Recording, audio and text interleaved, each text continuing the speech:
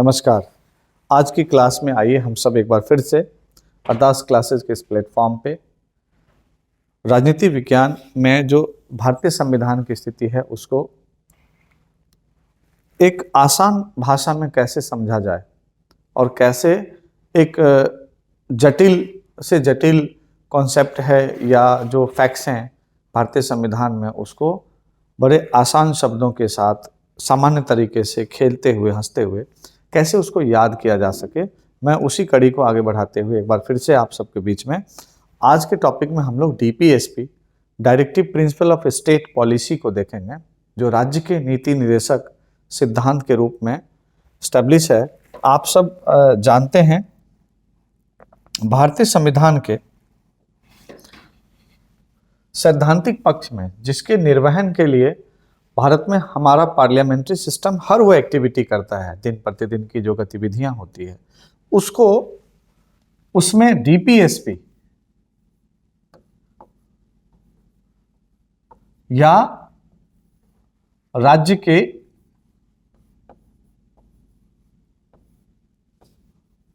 नीति निर्देशक सिद्धांत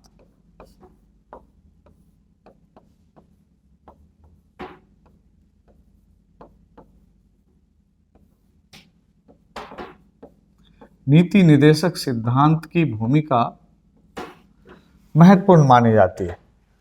और इसमें कैसे हम किसी टॉपिक को याद करने के लिए उसका एक स्ट्रक्चर तैयार करें, प्रीलिम्स, मेंस या इंटरव्यू या यूजीसी जैसे एग्जाम में आप स्क्रीनिंग दे रहे हैं, लेक्चरशिप का एग्जाम दे रहे हैं या कहीं पीजीटी अभी केबीएस का जैसे आया वैकेंसी, तो ऐसी स्थिति में जिसमें आपको ये ध्यान रखना है कि हम जो टॉपिक के बारे में जब सोचते हैं तो सोचते समय हमें क्या क्या स्ट्रक्चर उसका ख्याल आता है। जब तक स्ट्रक्चर ध्यान में नहीं आएगा तब तक माइंड एक रूट पकड़ेगा ही नहीं उस टॉपिक के बारे में हम बोलें क्या। तो सबसे पहले जब डीपीएसपी का ख्याल आता है तो इसमें कुछ स्ट्रक्चर, फिर हम इन स्ट्रक्चर्स पे बात करेंगे आपसे। सबसे पहला सवाल आपके मन में होना चाहिए कि डीपीएसपी क्या है, ये होता क्या है। दूसरा सवाल आपके मन में होना चाहिए कि इसकी उत्पत्ति या ओरिजिन। सवाल नंबर 2, उत्पत्ति या ओरिजिन कहां से हुई और यह भारत में कैसे आया। उसके बाद आ जाता है कि डीपीएसपी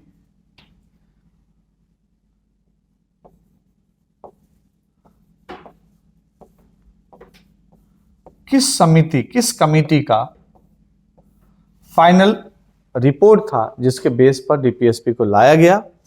और सबसे लास्ट में जो आपके पास एक खाका होना चाहिए, मैं यहीं पे बीच में लिख दे रहा हूं, वो ये क्वेश्चन नंबर 4 आपके माइंड में होना चाहिए कि डीपीएसपी में क्या प्रावधान है, प्रोविजंस क्या है, इसके प्रावधान क्या है।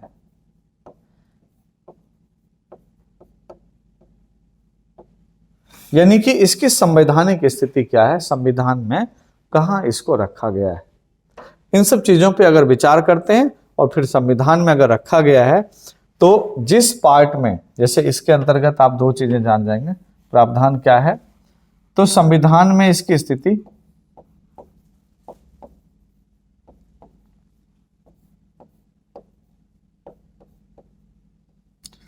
और दूसरा हो गया महत्वपूर्ण आर्टिकल या अनुच्छेद। महत्वपूर्ण आर्टिकल या अनुच्छेद आपको इस स्ट्रक्चर को फुलफिल कर देता है, उससे आपके फैक्चुअल नॉलेज में वृद्धि होती है और आप आसानी से डीपीएसपी पे ना केवल एक लेक्चर या भाषण अपने आप को रखते समय देते हैं, बल्कि आप उसके फैक्ट्स एंड फिगर की हर एक जानकारी अपने जहन में रख सकते हैं। इस स्ट्रक्चर को ध्यान दीजिए। तो सबसे पहले डीपीएसपी क्या है ये ध्यान रखिए। भारतीय संविधान में आपने फंडामेंटल राइट का नाम सुना होगा।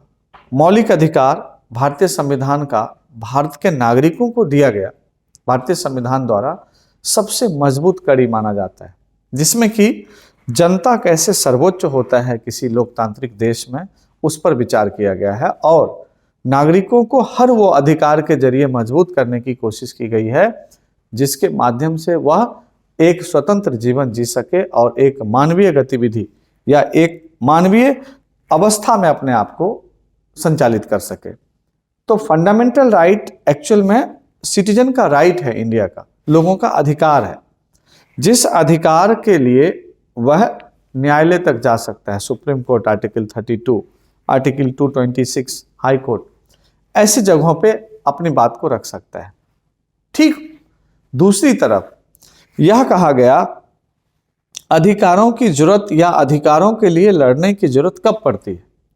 जब उनके अधिकारों को पूरा करने में सरकार या कोई व्यवस्था सक्षम नहीं होती या कहीं ना कहीं अनजस्टिस की कंडीशन बनती है। तो दूसरी तरफ एक व्यवस्था की गई DPSP, directive principle of state policy को, यानी कि राज्य के नीति निर्देशक सिद्धांत का अर्थ निकल के आता है।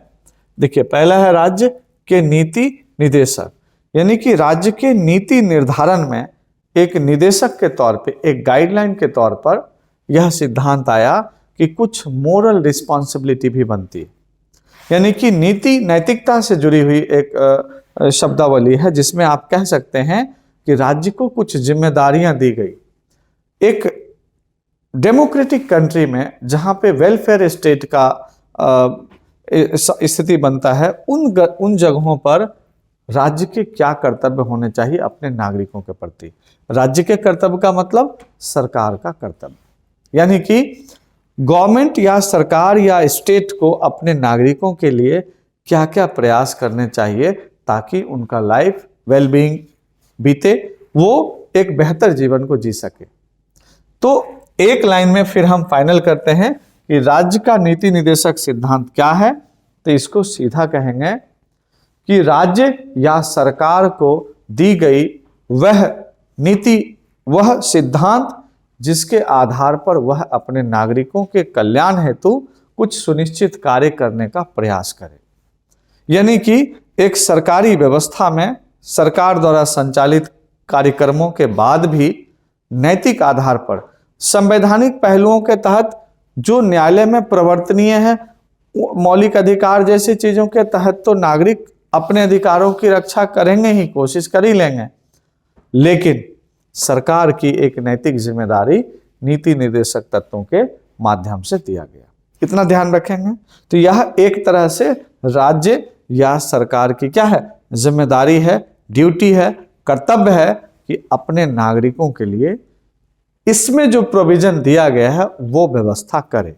जैसे सरकार का या राज्य का यह दायित्व है कि अपने नागरिकों के लिए बेहतर हेल्थ फैसिलिटी उपलब्ध कराए, बेहतर एजुकेशन उपलब्ध कराए, अनएम्प्लॉयमेंट की कंडीशन में उसके लिए एम्प्लॉयमेंट की व्यवस्था करे, ह्यूमनिस्टिक कंडीशन में ही उससे काम ले, किसी भी पिछड़े वर्ग के उत्थान के लिए अलग से प्रोविजन, स्कॉलरशिप जैसी व्यवस्था करे, कोई भी पर्यावरण या वन्य जीव से जुड़ा हुआ मामला हो उसके सुरक्षित करने का प्रयास करे, देश में कैसे शांति बना रहे और इंटरनेशनल रिलेशन में इंटरनेशनल पीस हमारा कैसे कायम रहे, क्यों बेहतर से बेहतर स्थिति को क्यों ना कायम करें जिससे हमारा देश दुनिया में अपना नाम ऊंचा कर सके। ये सारे इस तरह के कर्तव्य डीपीएसपी में दिया गया है।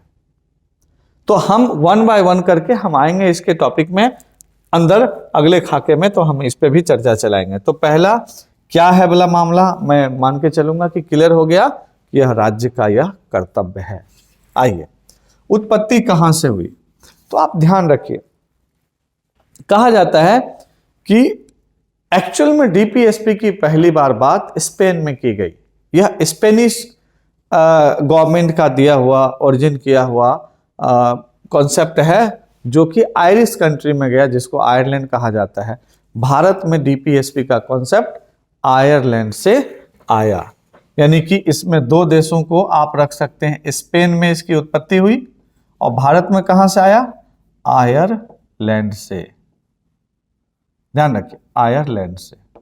आयरलैंड आप जान रहे हैं डबलिन कैपिटल है इसकी, और यूरोप का एक आयरिश द्वीप पर बसा हुआ एक आइलैंड कंट्री है। तो आयरलैंड से डीपीएसपी भारत में आया। उसके बाद हो जाता है कि आयरलैंड से भारत में आने के बाद किस कमिटी ने इसकी सिफारिश की या उसके निर्देश के बाद यह आया। तो तेज बहादुर स्प्रू कमेटी की रिपोर्ट के आधार पर कहा जाता है कि डीपीएसपी को भारत में लागू करने की बात की गई। उसके बाद आ जाता है कि इसका प्रोविजन क्या है, जिसमें हमने दो पहलू एक साथ लिया। संविधान में कहा गया कि भाग 4 में डीपीएसपी का प्रोविजन रखा गया और उसमें बताया गया कि आर्टिकल 36 से लेकर के 51 तक, यानी कि संविधान में स्थिति देखेंगे तो संवैधानिक स्थिति दो कंडीशन में देख सकते हैं। पार्ट 4 भाग 4 और अनुच्छेद 36 से 51 तक में इसका प्रोविजन किया गया है। तो पार्ट 4 हो गया, आर्टिकल 36 से 51 तक में इसका प्रोविजन किया गया। अब हम 1 बाय 1 करके आर्टिकल 36 से लेके 51 को कैसे याद कर पाएं, उस पर कुछ खेलेंगे, अपने आप हो जाएगा। इसके अलावा कुछ चीजें मैं बता दूं कि डीपीएसपी के बारे में आर्थिक लोकतंत्र BR अम्बेडकर ने इसको कहा। कुछ कथन, मतलब लास्ट में आप जोड़ सकते हैं 5 में, उसमें कुछ स्टेटमेंट या कथन अगर आप इसके बारे में जानना चाहेंगे तो वो मैं बता दूं आपको कि क्या क्या कथन रहा है। Doctor Bhimrao Ambedkar, okay,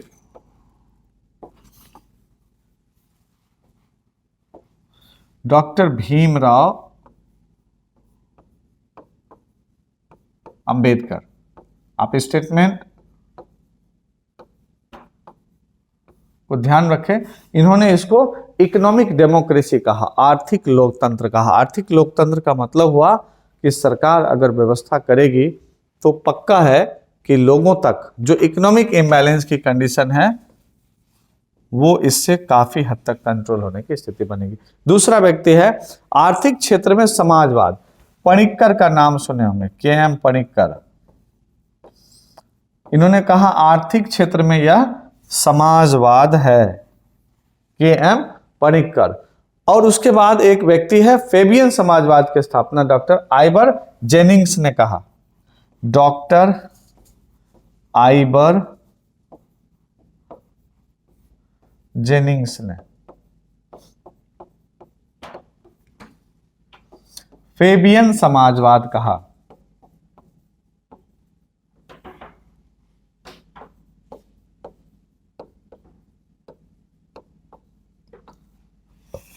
Fabian समाजवाद इसलिए भी ध्यान रखिए क्योंकि आइबर जेनिंग्स जो थे वो इस बात को मानते थे कि जब कोई वेलफेयर स्टेट की बात के लिए स्टेट को जिम्मेदारी दी जाती है मोरल बेस पर, तो वो बेहतर व्यवस्था लाने में मददगार होता है। तो ये आइबर जेनिंग्स के द्वारा फेबियन समाजवाद।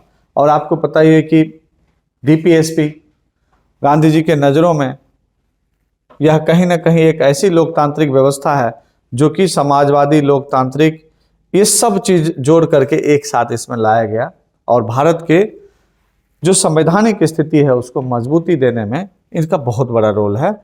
भाग 4 डीपीएसपी। अब हम लोग जो मेन आता है कि इसके आर्टिकल को कैसे याद करें, आइए हम लोग देखते हैं। पार्ट 4 भाग 4 है और आर्टिकल अनुच्छेद आर्टिकल 36 से 51 तक में किसकी बात की गई? डीपीएसपी की। आइए देखते हैं हम लोग कैसे इसको याद कर सकते हैं। सबसे पहले आप क्या करें, 36, 37 ऐसे कॉपी पर भी आप लोग प्रैक्टिस करेंगे। 38, 39, 40, 41, 42, 43, 44, 45, आप ऐसे लिखें 46, 47, 48, 49, और आगे मैं कर दूं 50 और 51। अगर आप चाहें तो मैं यहीं पे कर दे रहा हूं, ज्यादा सही रहेगा।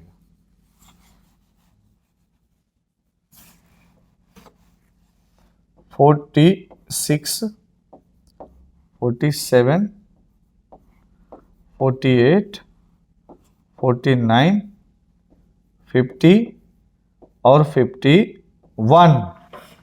अब आप देखिए यहां पर कैसे ये याद हो सकता है। आप 36 पे ये ध्यान रखिए कि इसमें कहा जाता है स्टेट का डेफिनेशन। इसको याद रखो, स्टेट का डेफिनेशन इससे पहले कैसे, तो जैसा पार्ट 3 के आर्टिकल संख्या 12 में दिया गया डेफिनेशन है, वैसा ही डेफिनेशन स्टेट का कहां पर है, 36 में। तो देखिए थर्ड पार्ट के 12 आर्टिकल में दोनों को मल्टीप्लाई कर दिए, क्या आ गया, 36 आ गया। याद रहेगा हमेशा, मान के चलते हैं कि आप कर लेंगे। तो पहला आपको तो ऐसे याद हो गया, यानी कि अनुच्छेद 36 में राज्य की परिभाषा दी गई है, ठीक उसी तरह जैसे भाग 3 के अनुच्छेद 12 में दी गई है। 37 में देखो, आप इसको एकदम मजेदार तरीके से याद रखो। 37 में कह रहा है कि आगे जो वादा करने जा रहे हैं, अगर वो पूरा नहीं किए तो न्यायालय में नहीं जा सकते आप, न्यायालय में नहीं जाना आप। इसका मतलब टेक्निकल टर्म में जाएंगे तो यह नॉन जस्टिसेबल है, यह नॉन जस्टिसेबल, नॉन न्यायालय में प्रवर्तनीय नहीं है। हिंदी में एक शब्दावली है, यह न्यायालय में प्रवर्तनीय, यानी कि डीपीएसपी में जितनी बातें कही गई है कि states should try to maintain this in different articles, it will not justiciable in the court. तो आप क्या किए, यह न्यायालय में प्रवर्तनीय नहीं है, न्यायालय में लिख दे रहा हूं, और एक शब्द है प्रवर्तनीय नहीं है, ठीक है, न्यायालय में प्रवर्तनीय नहीं है। अब यहां से 38 और 39 को देखिए, दो तो आपने ऐसे याद कर लिया, इस दोनों को लीजिए, यहां पे एक ब्रैकेट डालते हैं। 38 कह रहा है कि स्टेट ऐसी व्यवस्था करे जिससे सामाजिक, आर्थिक और राजनीतिक क्षेत्र में इक्वलिटी मेंटेन हो। राज्य को यह प्रयास करना चाहिए कि सामाजिक, आर्थिक और राजनीतिक क्षेत्र में जो व्याप्त विषमता है वो कम हो और समानता में वृद्धि हो। तो सामाजिक, आर्थिक, राजनीतिक जो विषमता है वो कम करने का प्रयास कौन करे, सरकार करे, खत्म करने का। 39 में कह रहा है कि राज्य को चाहिए कि अगर कोई कमजोर वर्ग है जो सक्षम नहीं है, उसे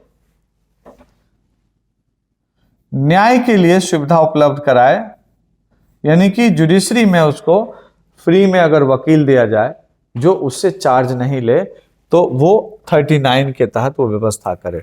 यानी कि जो हमारे संविधान की जो प्रस्तावना हम लिखा है कि हम भारत के लोग, भारत को एक संपूर्ण गणराज्य बनाने की जो बात की गई है, उसमें एक जगह लिखा हुआ है स्वतंत्रता, समानता और न्याय। तो जो न्याय की उपलब्धता है सब तक कैसे हो, इसकी व्यवस्था सरकार करे। यानी कि जैसे फ्री में जो वकील दिया जाता है सरकारी, आप मान के चलना कि 39 में फ्री में वकील है, और वकील साहब देखो 3 या 9 हो ही जाएगा, है ना, किसी भी मामला को 3 या 9 करने में वकील साहब बढ़िया है। तो फ्री का एडवोकेट। एक बात याद रखना, इसमें ABCD करके बहुत सारा दे देता है, क ख ग, एक से आपको क्लू में इसका ध्यान आ जाएगा कि हाँ भाई ये चीजें हैं, कम से कम इतना ध्यान में रहे। अब आइए आर्टिकल 40, 41 और 42, इन तीनों को एक साथ समझने की कोशिश करते हैं। आर्टिकल 40 में है ग्राम पंचायत, 40 में क्या है, ग्राम पंचायत।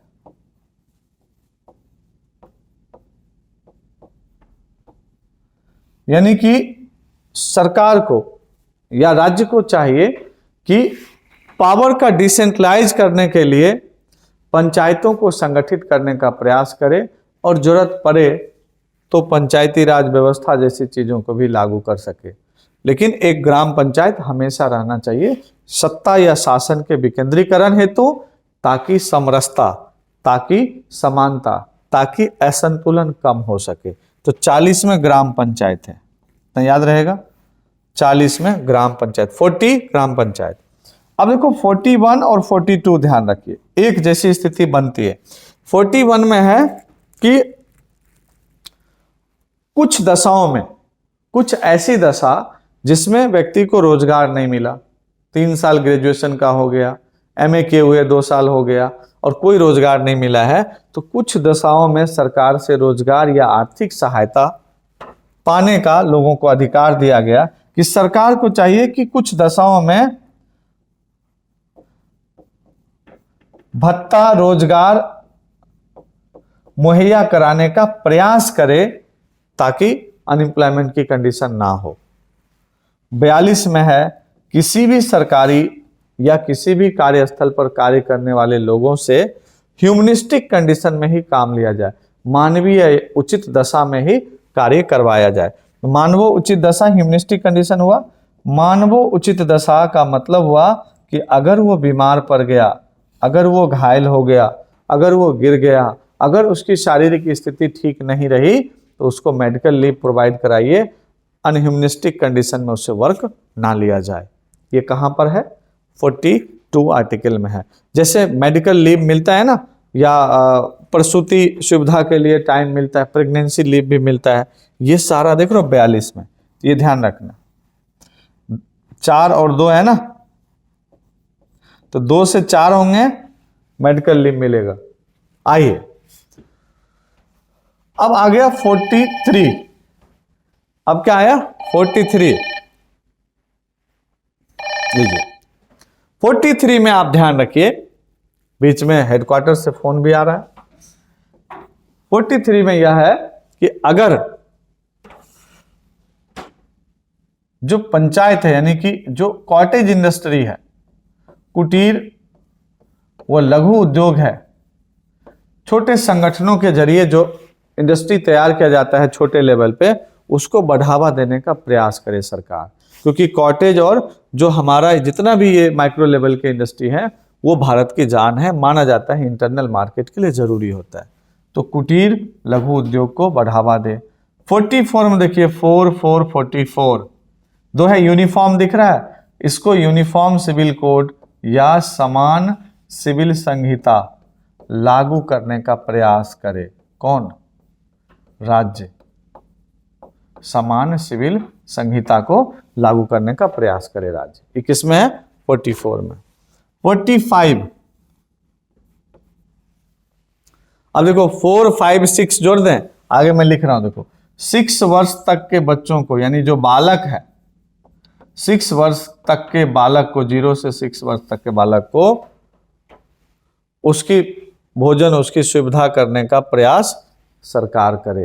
राज्य सरकार को दिया गया कि सरकार ऐसी व्यवस्था करे कि 6 वर्ष तक का बालक का जीवन निर्वाह हो सके। उसी के तहत देखोगे कि मां को भी सुविधाएं दी जाती है अलग अलग हिसाब से। तो ये 4, 5, 6 ऐसे याद रखिए, 45 और ये 4, 5, 6। 46 में है आर्थिक रूप से पिछड़े कोई भी हो और SC, ST, OBC को प्रमोट करने के लिए, उसको आगे बढ़ाने के लिए सरकार अलग अलग हिसाब से उसके लिए व्यवस्था करे, उसको आगे बढ़ाने का प्रयास करे। 47 फ्री में हेल्थ फैसिलिटी कहा जाता है, सरकार को चाहिए कि बेहतर स्वास्थ्य सुविधा कम से कम कीमत पे या फ्री में उपलब्ध कराए, क्योंकि ये राज्य का कर्तव्य है। अब AK-47 से घायल होंगे तो एम्स में जाएंगे, कहाँ जाएंगे? तो 47 में आप क्या लिखेंगे? स्वास्थ्य। और साथ साथ कहा जाता है, जैसे आप देखते होंगे नशा मुक्ति केंद्र होता है किसी तरह का, वो ये सब गवर्नमेंट को चाहिए उपलब्ध कराए, क्योंकि उससे लोगों का कल्याण हो सके।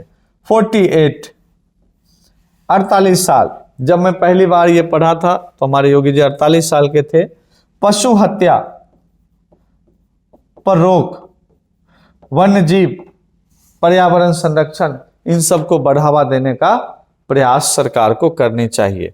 तो देखो गौ हत्या, गोकशी मामला देख रहे यूपी में। 48 योगी जी एकदम से ध्यान ही रहेगा, 48 साल के में उन्होंने बहुत सारे फैसला लिए। 49 देश के जितने भी राष्ट्रीय धरोहर की चीजें हैं, जितने भी मॉन्यूमेंट्स हैं, लाल किला, ताजमहल, ये जितने भी आप देख रहे हैं, उन सब की सुरक्षा की जिम्मेदारी सरकार ले, उसको मेंटेन रखे। वो राष्ट्रीय धरोहर है हमारे स्मारक, उसको बनाए रखने का काम सरकार करे। तो ये राष्ट्रीय धरोहरों की सुरक्षा, राष्ट्रीय धरोहरों की सुरक्षा।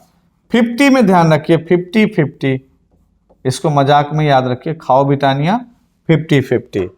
अब कह रहा है कि ये सब किसके लिए निर्देश दिया जा रहा है? विधायिका के लिए। लेकिन साथ साथ कह रहा है कि कार्यपालिका और न्यायपालिका को बराबर का हक है इस पर किसी भी प्रकार की इसको इंप्लीमेंट कराने में, दोनों को बराबर का अधिकार है कि सरकार को चाहे तो ये दोनों में से कोई भी निर्देश दे सकती है कि ये चीजें करना चाहिए। जैसे देखो कोविड में अभी बहुत सारी प्रॉब्लम्स हो गई, बहुत का परिवार छिन गया, तो देखोगे न्यायपालिका गाइड करती है विधायिका को कि भाई आप कुछ ऐसा नियम लेके आइए कि उसके परिवार के लिए व्यवस्था कीजिए कुछ। तो ये लोक कल्याण के लिए दोनों का अधिकार क्या है? इक्वल है। किसका किसका? कार्यपालिका और न्यायपालिका का, ये ध्यान रखिए। और लास्ट में 51 है जो देश से बाहर की बात है, इंटरनेशनल पीस की। सरकार को, राज्य को ऐसा काम करना चाहिए जिससे अंतर्राष्ट्रीय शांति में बढ़ावा मिले, इंटरनेशनल पीस मेंटेन रहे। किसी भी तरह का ऐसी कोई एक्टिविटी या कोई भी निर्णय जो कहीं ना कहीं राष्ट्रीय और अंतर्राष्ट्रीय हितों के लिए मुश्किल हो खड़ा करता है, ऐसा नहीं करना चाहिए। तो अंतर्राष्ट्रीय शांति को बढ़ावा देने का कार्य सरकार को करनी चाहिए। इस प्रकार से आप देखें कि डीपीएसपी में अगर 2-2 का 3-3 का आप ऐसे करके ये कर लेंगे तो आप पूरा आर्टिकल एक साथ बोल सकते हैं। तो एक बार फिर से सोचिए, 36 12 गुने 3 किया था मैं, भाग 3 के 12 में जैसी परिभाषा वैसे ही। 37 न्यायालय में ये परिवर्तनीय नहीं है क्योंकि आप इसको कोर्ट में लेके नहीं जा सकते, क्योंकि यह एक स्टेट की ड्यूटी है मात्र। 38 सामाजिक आर्थिक राजनीतिक विषमता दूर करने का प्रयास करें, बेसिक में तो यहीं से आपने याद किया। 39 में न्याय के लिए उचित माहौल बनाए और जरूरत पड़े तो फ्री का वकील भी उपलब्ध कराए। 40 में ग्राम पंचायत, 41 भत्ता रोजगार ये सब देने का काम, 42 मानवो उचित दशा, 43 लघु एवं कुटीर उद्योग, 44 समान सिविल संहिता, सबके लिए बराबर हो हिंदू मुस्लिम, देखो 4-4, 4, 5, 6 वर्ष तक, 46 SC ST OBC आर्थिक रूप से पिछड़े लोगों को बढ़ावा देने का काम करे। 47 हेल्थ, पब्लिक हेल्थ की फैसिलिटी उपलब्ध कराए। 48 पशु हत्या, योगी जी याद रखिए, पर्यावरण इन सब के संरक्षण राज्य को करना चाहिए। 49 जितने भी नेशनल मॉन्यूमेंट है, राष्ट्रीय धरोहर की चीजें हैं, उसे संरक्षित करने का प्रयास करे। 50 कार्यपालिका और न्यायपालिका को बराबर का इस पे अधिकार है। और 51 इंटरनेशनल पीस को बढ़ावा देने का कार्य करना चाहिए। तो इसमें हमने बड़े ही शांति तरीके से कोशिश की कि आपको एक एक पक्ष पे चर्चा करा के आपको याद करने में मदद करें। अगले वीडियो में फिर हम लोग एक बार मिलेंगे नेक्स्ट टॉपिक के साथ। बहुत बहुत धन्यवाद।